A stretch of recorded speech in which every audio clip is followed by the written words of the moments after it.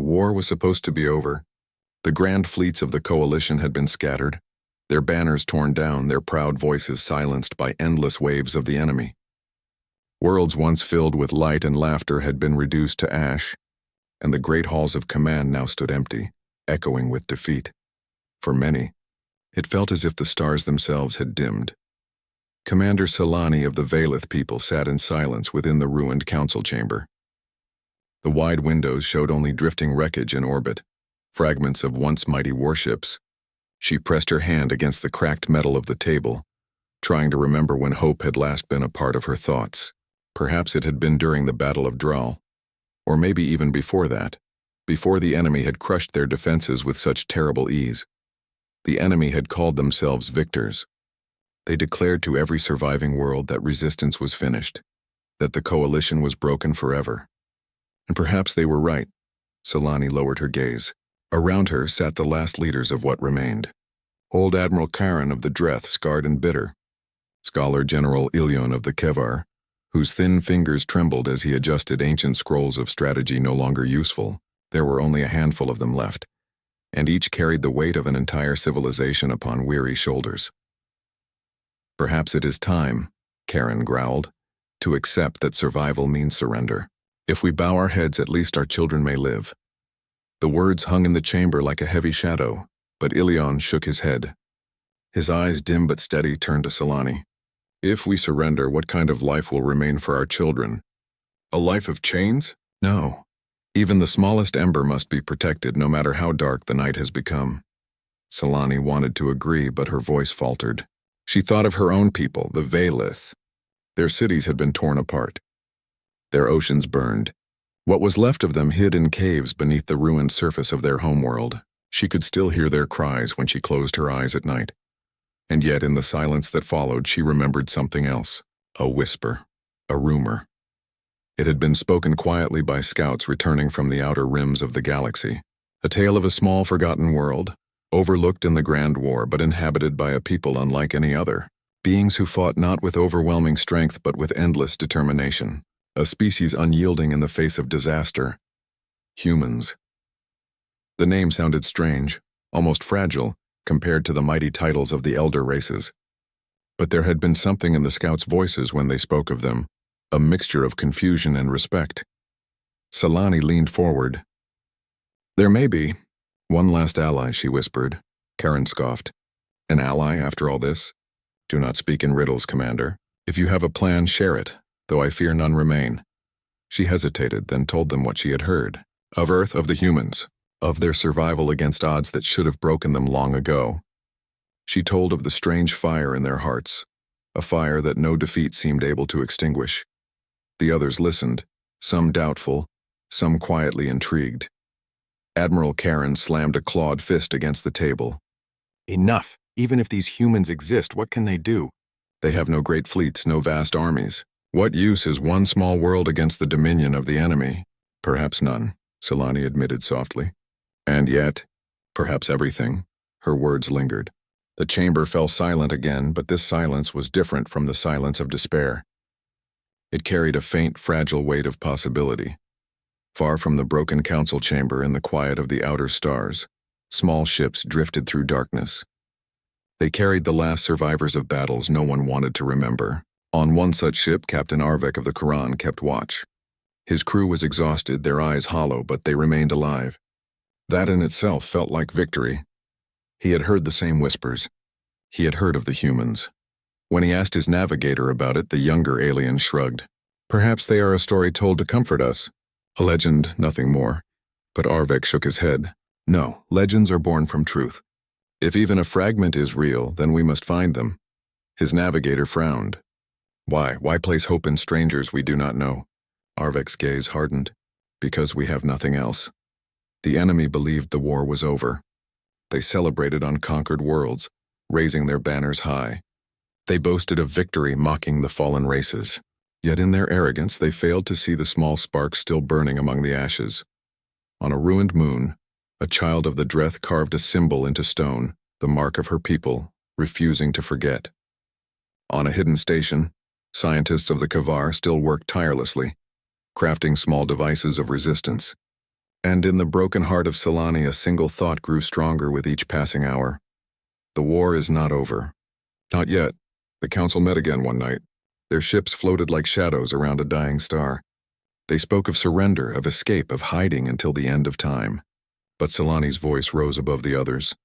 There is still one ally, she said firmly, one who has not yet fought, one who does not know defeat as we do. She spoke of Earth once more, of humans, of their stubborn refusal to bend, and this time her words struck deeper.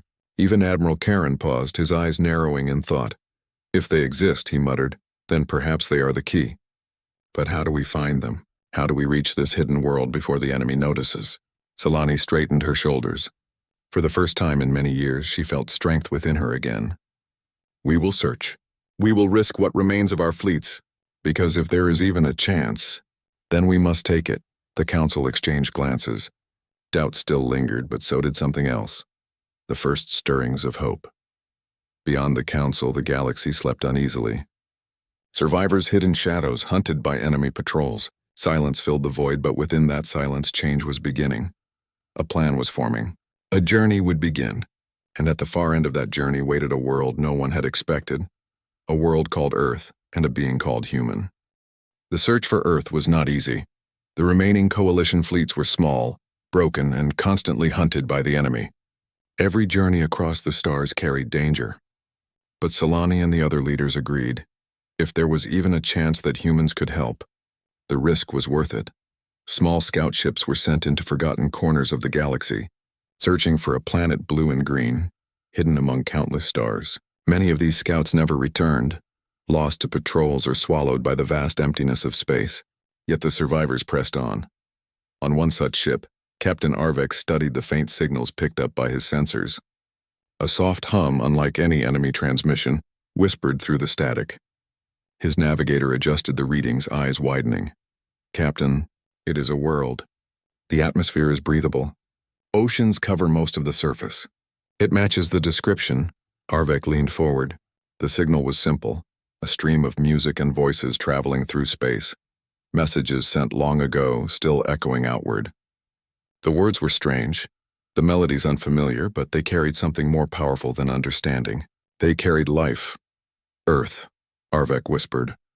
When the Coalition Council gathered again, they listened to the recordings. The alien leaders heard laughter, song, and stories spoken in human tongues. None of them understood the meaning, yet the sound itself was enough. These were not the voices of a broken people. They were voices full of energy, full of determination. Admiral Karen frowned, his rough features tense. They do not sound like warriors. Their world is small, their weapons primitive. How can they help us? Solani shook her head. Perhaps they are not warriors in the way we know, but strength comes in many forms. We must see them with our own eyes. Reluctantly, the others agreed. And so a small vessel, cloaked and hidden, set its course toward Earth. For the humans of Earth, life continued as normal. They had no knowledge of the great war beyond the stars. Their skies were clear, their cities busy with daily struggles, their minds occupied by dreams of the future. In one city, a young scientist named Daniel worked late into the night inside a small observatory. He often stared at the stars, wondering if someone out there was watching back. He dreamed of distant civilizations, of friends he had never met. His colleagues laughed at his questions, but Daniel never stopped asking. That night, as he adjusted his telescope, he noticed a flicker of movement near the edge of Earth's orbit. A shadow, small but unusual. At first he thought it was a satellite or space debris, but the shape did not match. It seemed to move with purpose. Daniel rubbed his eyes. Impossible, he whispered. Yet the shadow remained. High above Earth, the coalition vessel drifted in silence. Solani and her companions gazed at the blue world below. Oceans glittered like jewels and clouds swirled across the surface. Compared to the vast ruined worlds of the galaxy, Earth looked untouched, peaceful. Such a fragile place, murmured Scholar General Ilion. And yet, it has endured. Solani studied the planet with quiet awe. This world does not know our war, but perhaps it will choose to fight in it. The council debated long into the night. Some argued they had no right to involve humans in a war not their own. Others insisted there was no choice. If Earth refused, the coalition was doomed. At last, Solani stood. I will go, she said. If they are to be asked, it must be done face to face. Daniel was walking home the next evening when he noticed a bright streak across the sky.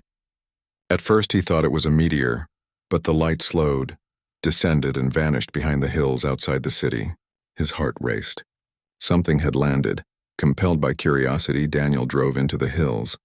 When he reached the clearing, his breath caught. A sleek craft of strange metal rested on the grass, glowing faintly in the moonlight. A figure stepped out. Daniel froze. The being was tall, with pale silver skin and eyes that shone softly. She wore simple armor, though her movements were graceful and calm. Daniel's fear fought with his wonder, but when she raised her hands in peace, he felt no threat. Human, she spoke, her voice accented but clear. My name is Selani of the Valith. I come not to harm but to ask. Daniel's mouth went dry. You're real. Aliens. You're really here. Selani tilted her head. Yes, and so are you. You are human, yes? He nodded slowly. Her eyes softened with relief. Then there is still hope.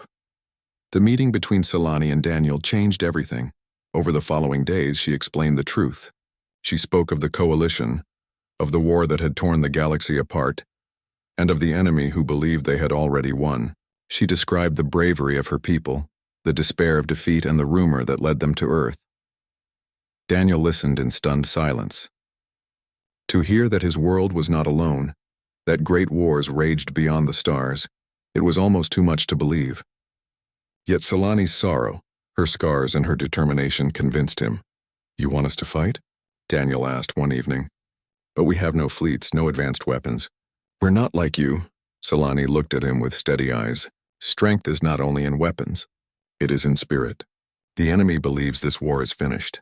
But if you join us, if even one human stands with us, it will show the galaxy that the fight is not over. Daniel hesitated. He thought of his people, of their history. Humanity had always struggled, always risen again after disaster. Wars, disasters, hardships, still they endured. Perhaps Selani was right. We'll need to talk to others, Daniel said at last. Leaders, governments, people who can decide. Selani placed a hand over her heart. Then let us speak to them together. It was not easy. The first meetings with human officials were filled with doubt. Many thought Selani was a trick, a lie, or an illusion. Others feared her words, unwilling to believe that Earth could be pulled into a war across the stars. But Daniel stood by her side. He spoke passionately about what he had seen, about the chance to be part of something greater, to help others who had no one left to fight for them.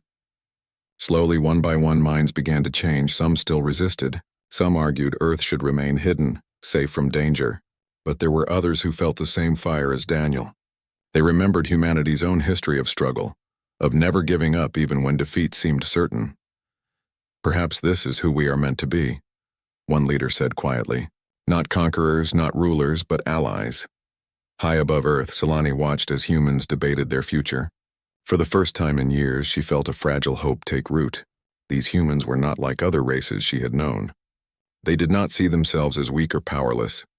They questioned, they argued, they doubted, but beneath it all was a determination she recognized. When she looked at Daniel, she saw it most clearly.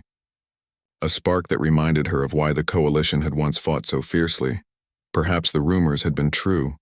Perhaps humans were the last ally they needed.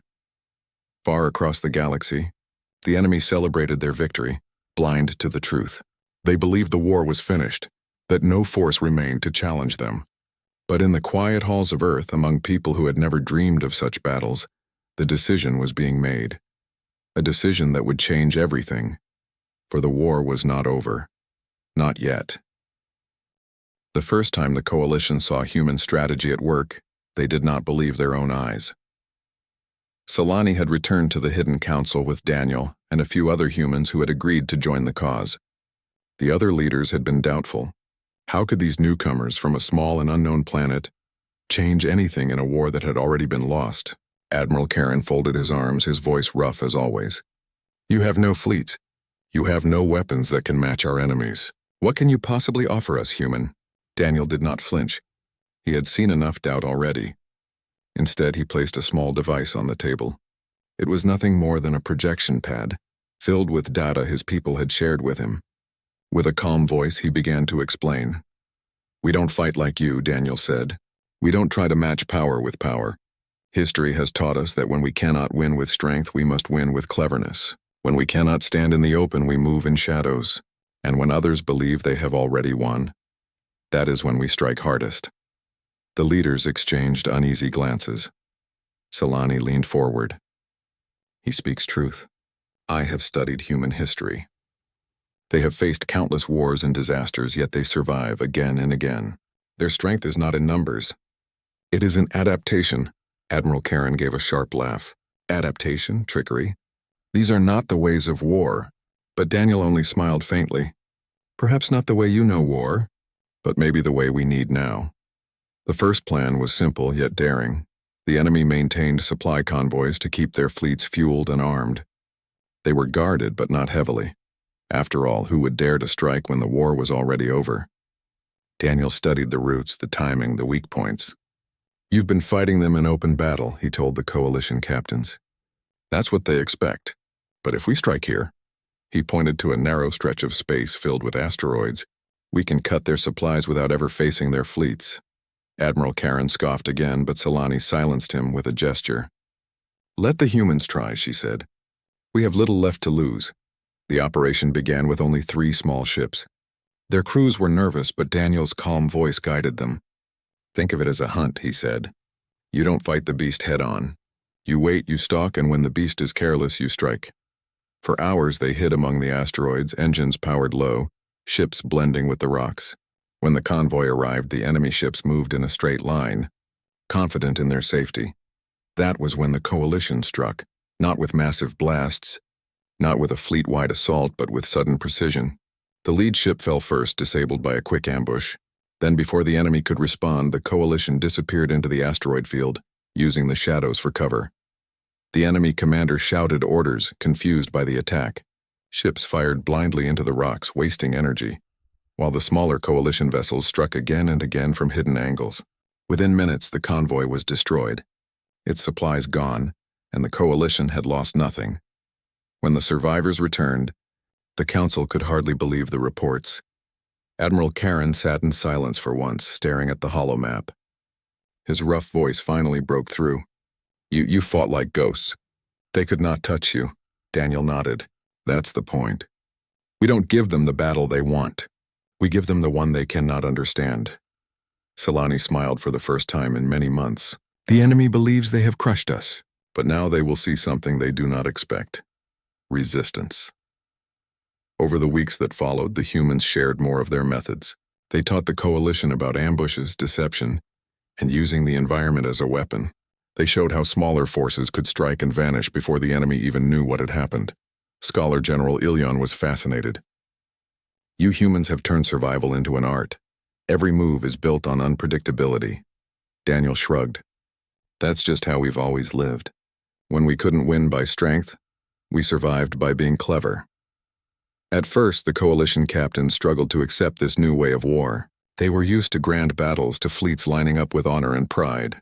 But as victory followed victory, small, precise victories that cut at the enemy's supply lines and weakened their confidence, they began to understand.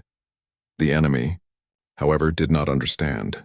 Reports came to their commanders of missing convoys, destroyed stations, and hidden attacks. At first, they dismissed them as accidents. But as the attacks continued, confusion grew. How could broken fleets strike so effectively? How could enemies with no strength fight back at all? Fear began to spread. One night, as Solani walked through the quiet hangar where coalition survivors repaired their ships, she found Daniel staring out at the stars. You've given us hope again, she said softly. Daniel shook his head. Not me.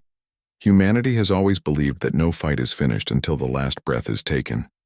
That's all I've shared with you. Hope was already here, you just needed to see it again. Solani studied him. Do you believe we can truly win? Daniel hesitated, then answered honestly. I don't know if we can win in the way you once dreamed. But I know this, we can make them bleed.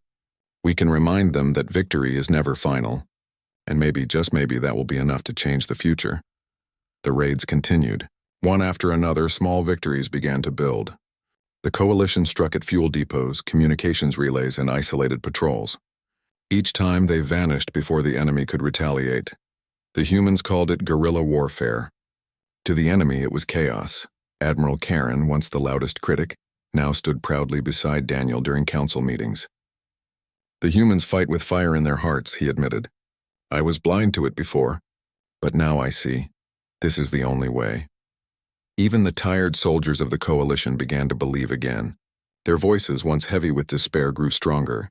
For the first time since the fall, songs of courage were heard again in the halls of their ships.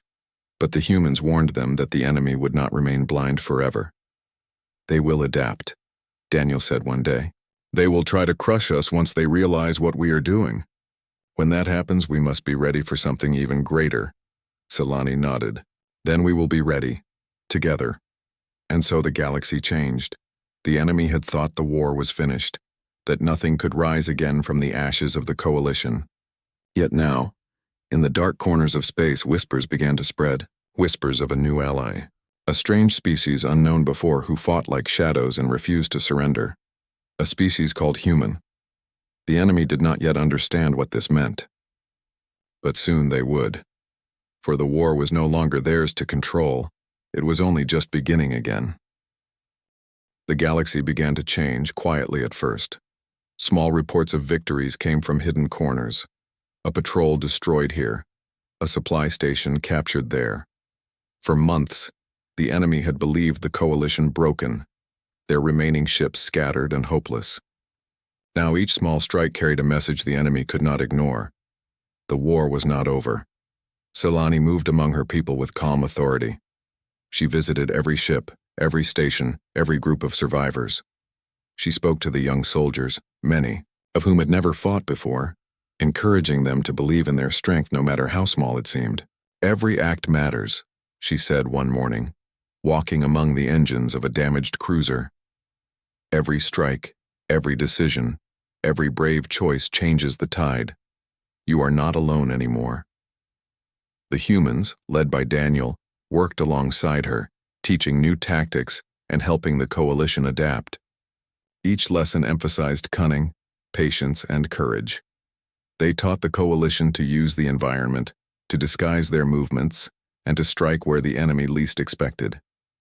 It's not just about fighting, Daniel told a group of soldiers during a strategy session.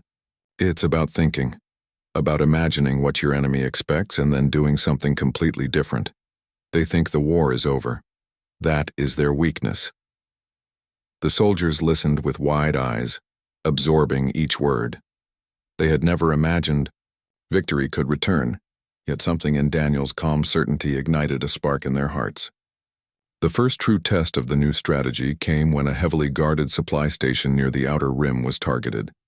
The enemy had built walls of force fields, stationed hundreds of troops, and deployed automated defenses. Conventional assault would have been impossible. Daniel and Selani's teams approached with precision. Small strike ships hid among nearby asteroids. Hackers disabled communications, cutting the enemy's ability to call for reinforcements. The coalition soldiers moved swiftly, using silent tactics learned from the humans. By the time the enemy realized the attack had begun, it was too late. Explosions lit the night, systems went offline, and the station fell into coalition hands without a single loss among the attackers. Selani watched from orbit, heart pounding with relief and pride. "This is only the beginning," she whispered. News of the victory spread quickly. In distant worlds, survivors who had lost hope heard the reports and felt something they had thought impossible. Hope again. They began to rebuild small fleets, repair damaged ships, and gather forces that had once been scattered. Communities that had been hiding in fear stepped forward, ready to fight once more. Even the enemy began to notice. At first, they thought the reports were exaggerations, mistakes, or luck. But when strikes continued across multiple systems, it became clear. The coalition was returning to life, led by a force they had ignored. Fear began to spread among the enemy ranks, and doubt entered the minds of commanders who had once been confident in victory. Daniel continued to inspire the coalition in ways no one expected. He did not demand obedience. Instead, he encouraged creativity, letting the soldiers and captains contribute their own ideas to the tactics. Some were simple, others bold or even reckless. But he taught them to think, to trust their instincts, and to support one another. Solani observed this with admiration. "Your people are remarkable," she said one evening as they reviewed strategy. "They do not follow blindly. They think. They imagine." Daniel smiled faintly. "Humans have always survived that way. When the odds are impossible, we find a way. Sometimes the impossible is just a challenge waiting for the right mind." Together they planned a series of strikes that would not just destroy enemy supplies but also send a message. The war had not ended, and the coalition was returning stronger than anyone expected. The turning point came when a fleet of enemy ships moved to attack a defenseless world. It was a small planet, barely worth their attention, but they believed it would be an easy target. Solani, Daniel, and the coalition forces prepared an ambush. Using smaller, faster ships, they created illusions of massive fleets where none existed. Mines were planted along the expected route. Communications were jammed, making it appear as if the coalition had more power than it really did. When the enemy fleet arrived, they were caught off guard. Mines detonated, ships collided in confusion, and the coalition struck from hidden positions. Chaos spread through the enemy ranks. They had expected an easy victory and instead faced an unpredictable force that moved with cleverness and precision. By the end of the battle, the enemy fleet had suffered massive losses. Their retreat was disorganized, and for the first time, they feared the humans in the coalition that had stood up against them. Back on Earth, Daniel watched the news from other worlds with growing satisfaction. He understood the human role in the galaxy was no longer small. They were no longer observers. They had become the spark the coalition needed to rise again. Solani joined him in the observatory, her face glowing with relief. "Your people have changed everything," she said. "We believed the war was lost. Now the galaxy sees there is still hope." Daniel shook his head. "It is not just humans. It is everyone who refuses to give up. Everyone who chooses to fight even when the odds are impossible. That is the real power." Solani nodded. "Yes. And together, we are stronger than we have ever been." Throughout the galaxy, word spread. Survivors began to rally, hidden fleets repaired, and small victories multiplied. Where despair had once ruled, courage now grew. Even in enemy-controlled systems, whispers spread of a new kind of fighting force. Soldiers feared shadows that struck and vanished, leaving destruction in their wake. The humans had shown the way, but the coalition had embraced it, turning small actions into a movement that the enemy could not ignore. The tide of war was shifting. For the first time in years, Solani allowed herself to feel optimism. She walked through the hangars of repaired ships, listening to laughter and conversation, the sounds of people working together rather than mourning. Admiral Karen approached her, once gruff and critical, now smiling faintly. "I underestimated your people," he admitted. "They fight not with pride alone, but with purpose. And the galaxy is watching. I see now that we may yet prevail." Solani smiled. "This is just the beginning. The enemy will not remain blind forever, but we are learning faster than they can predict. And we have something they cannot match: hope." Daniel joined them, holding a small pad that displayed the progress of upcoming strikes. "Hope is powerful," he said, "and when hope moves as one, it becomes unstoppable." At the edge of the galaxy, enemy leaders convened in their towering halls, faces twisted with frustration. Reports of their losses filled the room. They could not understand how a shattered coalition, barely able to field ships, was inflicting such damage. One commander spoke sharply. "They should not exist. The war is over. How can they fight back?" Another shook her head, fear in her eyes. "Something has changed. There is a new force, unseen, unpredictable. They strike where we are weakest. They are not like any enemy we have faced before." And far away, hidden among the stars, humans and coalition survivors continued to prepare. They knew the enemy would respond, but they also knew they had something stronger than fleets or firepower: unity, courage, and cleverness. The tide had turned. Solani watched the stars from the bridge of her flagship, Daniel at her side. Together they traced the paths of upcoming strikes, each one carefully planned to weaken the enemy and strengthen hope among the survivors. "We've come far. Solani said softly. Daniel nodded. Yes. But the war is not over yet. The enemy will not give up easily. We must be ready for whatever comes next. Solani smiled faintly. Then we will be ready. Together. And in that moment, looking out over the galaxy, the stars themselves seemed brighter. The enemy, confident in their victory just months ago, now faced a coalition reborn and guided by the human spirit, a spirit that refused to yield no matter the odds. For the first time in a long while, victory no longer seemed impossible. The galaxy was waking and humanity had shown the way. The galaxy had changed. Where despair had once ruled, courage now rose. Small victories had grown into movements. Hope spread from one corner of the galaxy to another. But the enemy remained powerful and their hatred had only deepened. They refused to accept defeat. The final battle was coming, and every survivor knew it. Solani stood on the bridge of her flagship, her gaze fixed on the enemy fleet in the distance. Hundreds of ships armed and ready glimmered like a dark storm across the stars. This was the force that had crushed countless worlds, that had driven the coalition to the brink of extinction. Beside her, Daniel, the human who had changed the course of the war, studied the strategy displays. They have strength, he said calmly, but they do not have the will to fight what they cannot predict. That is where we are strongest, Solani nodded. Then we fight not just with firepower, but with courage, with unity, and with the unexpected. They will not see us coming. The plan was daring. The coalition would divide its forces into small strike teams, each carrying out precise attacks on key parts of the enemy fleet. At the same time, the humans and their allies would use ambushes, hidden maneuvers, and clever tricks to confuse and delay the enemy. It was risky. If it failed, the coalition would be annihilated. But it could not fail. Arvek, the veteran captain, addressed the fleet. We have fought before. We have survived.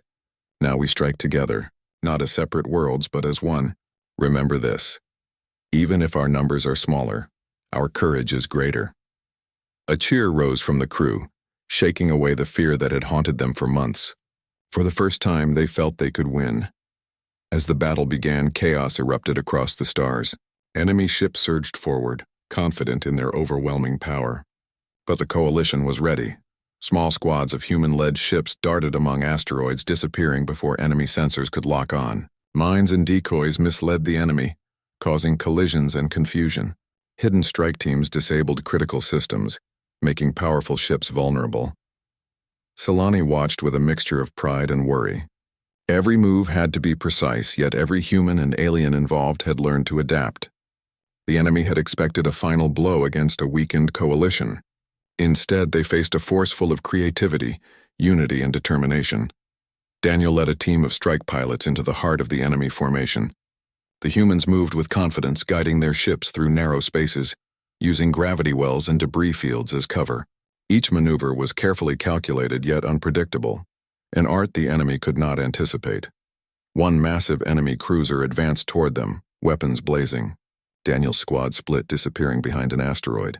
Sensors on the enemy ship malfunctioned as hidden devices scrambled their targeting systems.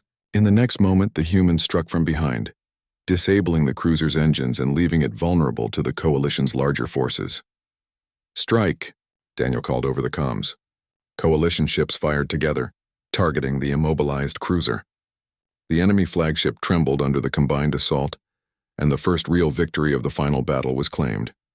The tide of the battle turned quickly.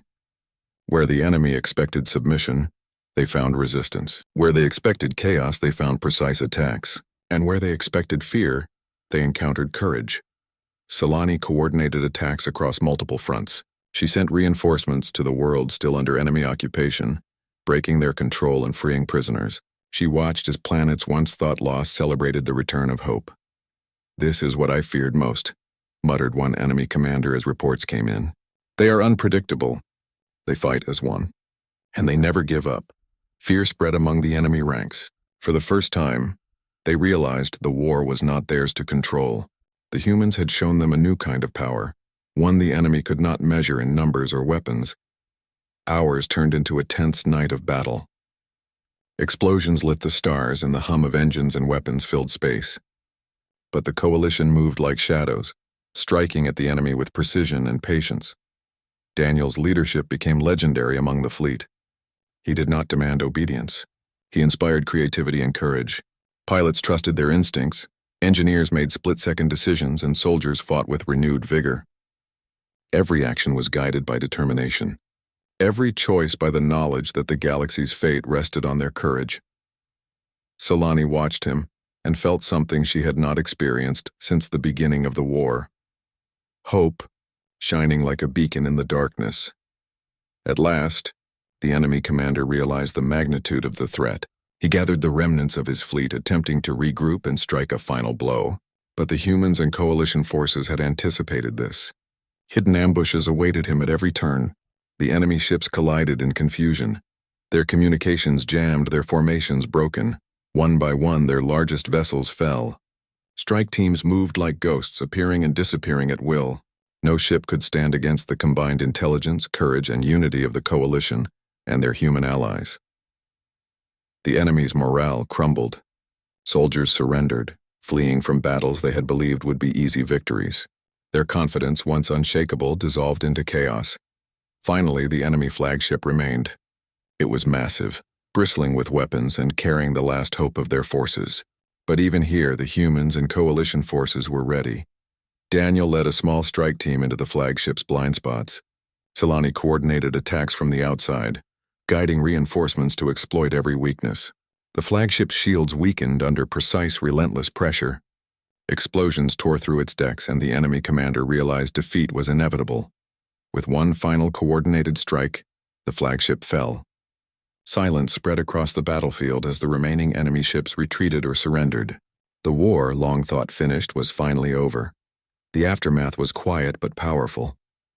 The coalition had survived, and victory had been achieved not through overwhelming power but through courage, unity, and cleverness.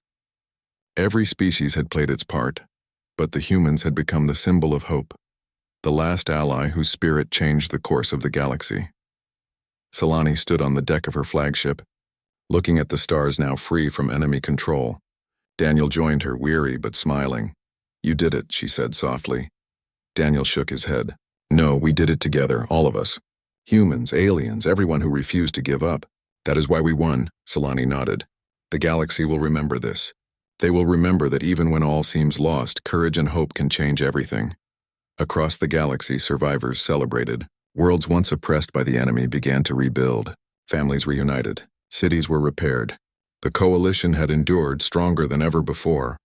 And in the quiet corners of space, whispers spread about the humans, the species that refused to surrender, whose cleverness and bravery had saved countless worlds. They had arrived when all seemed lost, and their spirit had reminded the galaxy of what it truly meant to fight, to survive, and to believe in the impossible.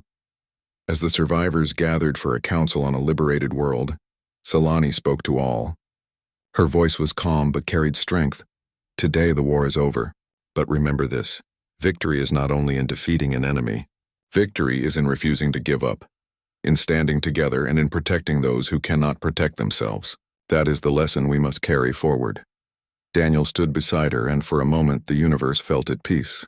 Humans and aliens alike understood that hope, courage, and unity were stronger than fear and hatred. Solani looked out across the crowd. "We fought together. We survived together. And we will build the galaxy together." The crowd erupted in cheers, voices echoing across the world, across the stars, carrying a promise of a brighter future. And somewhere high above, the stars themselves seemed to shine brighter. The last ally had arrived. The galaxy would never forget the human who changed everything.